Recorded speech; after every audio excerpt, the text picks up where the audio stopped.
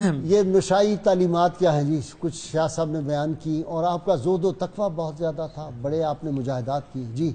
بسم اللہ الرحمن الرحیم۔ سب سے پہلے تو میں اپنی خوش بختی کا اظہار کرنا چاہتا ہوں کہ آج میں اپنے 3 اساتذہ کے درمیان بیٹھا ہوں اور میرا دل تو یہی چاہ رہا ہے کہ آپ کی باتیں سنتا رہوں۔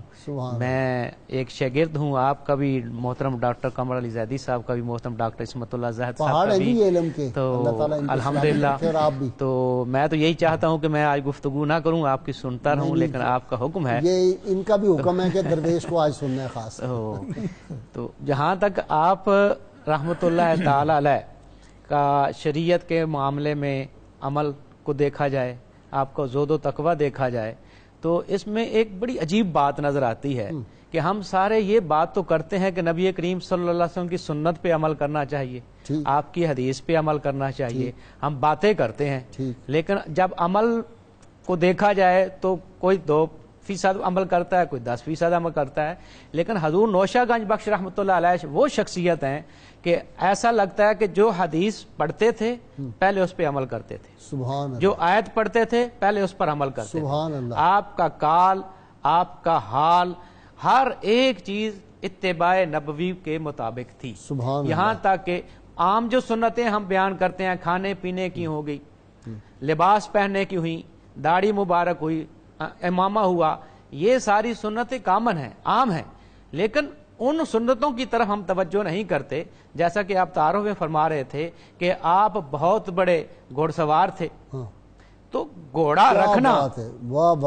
رکھنا یہ نبی کریم صلی اللہ علیہ وسلم کی سنت ہے، اور گھوڑے کی پہچان آپ کا ایک پورا رسالہ ہے گھوڑا نامہ، جس میں گھوڑوں کی خصوصیات صفات بیان کی گئی ہیں، اور آپ عمدہ گھوڑا ہی رکھا کرتے تھے، اور آپ فرماتے ہیں، میں ایک شعر آپ قرض کر دوں، آپ فرماتے ہیں کہ تکھا گھوڑا رکھیے تکھا ہی ہتھیار، چنگا رکھو مومنو گھوڑا تے ہتھیار، داڑھی مچھاں پگڑی گھوڑا تے ہتھیار، آنکھیں نوشہ قادری اے مرداں دا سنگار۔ واہ جی واہ، واہ جی واہ، کمال ہے، کمال ہے، ہتھیار بھی تیز ہونا چاہیے، لیٹسٹ آپ کے پاس، اس سے مراد یہ بھی ہے کہ جو ہتھیار مسلمان رکھے وہ لیٹسٹ ہو،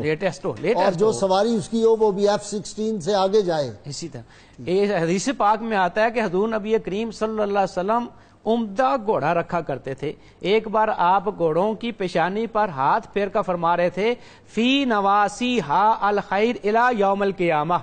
قیامت تک گھوڑوں کی پیشانی میں اللہ نے خیر رکھ دی ہے، اتنا بڑا سبق دیا نبی کریم صلی اللہ علیہ وسلم نے، تو اس سنت پہ جو عمل کیا ہے تو نوشہ پاک ہم کو نظر آتے ہیں، عمدہ گھوڑا رکھا کرتے تھے۔ وہ حدیث پاک بھی بڑا مزہ آتا ہے پڑھ کے کہ ایک صحابی نے پوچھا یا رسول اللہ وہاں تو کروڑوں اربوں لوگ ہوں گے، آپ ہمیں کسے پہچانے گے؟ کیسے؟ آپ نے اسی طرح پہچانے گے پنچ کلیان گھوڑے کو،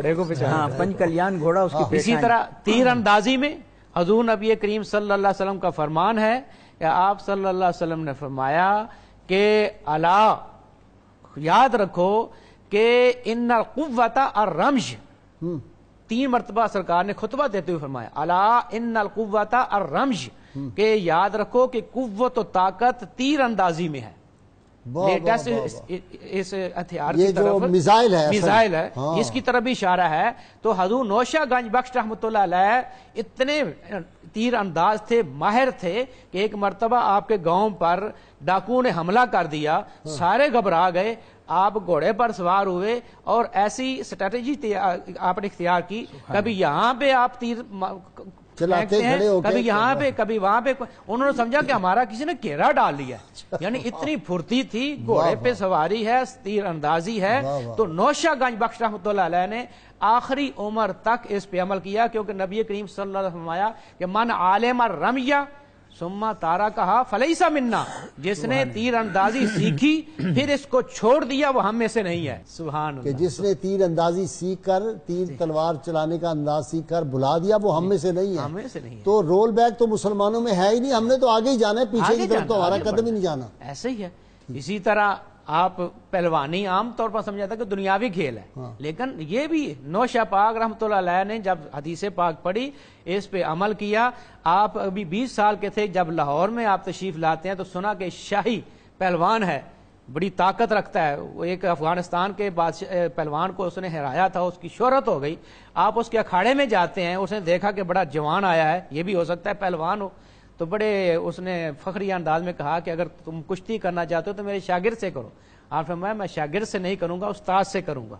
جب آپ اکھاڑے میں اترتے ہیں, اس کا ہاتھ میں پکڑا, اور جب پکڑا تو اس کے پوروں سے خون کے قطرے ٹپکنے لگے, تو وہ سمجھ گیا